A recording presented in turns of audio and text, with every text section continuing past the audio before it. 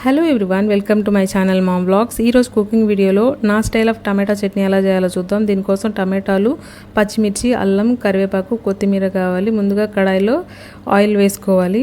1 spoon ధనియాలు కొంచెం వేగిన తర్వాత 1/2 స్పూన్ జీలకర్ర వేసుకోవాలి. జీలకర్ర వేగిన తర్వాత పచ్చిమిర్చి కొంచెం ఘాటు పెట్టుకొని వేసుకోవాలి. ఒకవేళ మనము 10 టమాటోస్ తీసుకుంటే డబల్ కంటే కొంచెం ఎక్కువ పచ్చిమిర్చి వేసుకోవాలి. అంటే ఎంత కారం తింటారో మీరు ఇంకొంచెం ఎక్కువ పచ్చిమిర్చి వేసుకోవాలి. సో దీంట్లో పచ్చిమిర్చి వేసాను. పచ్చిమిర్చి వేసి కొంచెం బాగా వేగాలన్నమాట. ఇవి వేగిన తర్వాత ధనియాలు, జీలకర్ర, పచ్చిమిర్చి ఈ 3 కొంచెం బాగా వేగాలి సిమ్లో. ఇవి వేగిన తర్వాత మనము ఆల్రెడీ కట్ చేసి పెట్టుకున్న టమాటోలు, కరివేపాకు, కొత్తిమీర, అల్లం ముక్కలు ఇవి వేసుకోవాలి. వేసుకొని బాగా కలిపెట్టి సిమ్లో పెట్టి మూత పెట్టేయాలి. ఇప్పుడు టమాటోలో ఉన్న వాటర్ అంతా వస్తుంది అనమాట. మళ్ళీ ఒకసారి మనం బాగా కలిపెట్టుకోవాలి. వీడియో స్కిప్ చేయకుండా చూడండి. నా స్టైల్ ఆఫ్ అన్నాను కదా, దీంట్లో ఒక సీక్రెట్ ఇంగ్రీడియంట్ అయితే కలుపుతున్నాము. దీంట్లో అయితే నేను ఇప్పుడు ఇంగు యాడ్ చేస్తున్నాను. ఇంగు వేసుకోవాలి. సో ఇంగు వల్ల మంచి టేస్ట్ వస్తుంది అనమాట. సో ఇది కొంచెం బాగా ఉడికేంత వరకు సిమ్లోనే మూత పెట్టి ఉడికించాలి.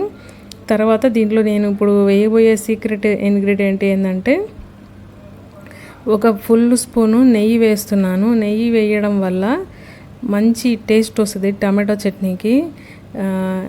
ఒకసారి మీరు ట్రై చేసి చూడండి. నెయ్యి వేయడం వల్ల చాలా టేస్ట్ వస్తుంది.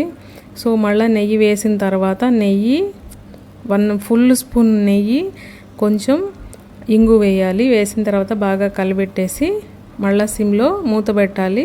ఇంకా బాగా ఉడికిపోయిన తర్వాత వాటర్ అంతా ఎవాపరేట్ అయిపోతుంది. అప్పుడు దీనికి సరిపోయే కొంచెం చింతపండు తీసుకొని చింతపండు వేయాలి. చింతపండు త్వరగా ఉడికిపోద్ది కాబట్టి కొంచెం దాని మీద కొంచెం వేసిన తర్వాత మనం మూత పెట్టేసి ఇంకా స్టవ్ ఆఫ్ చేసేయచ్చు. ఆ వేడికే బాగా ఉడికిపోతుంది. ఇది కొంచెం చల్లారిన తర్వాత మనం సాల్ట్ వేసుకొని మిక్సీలో వేసుకోవాలి.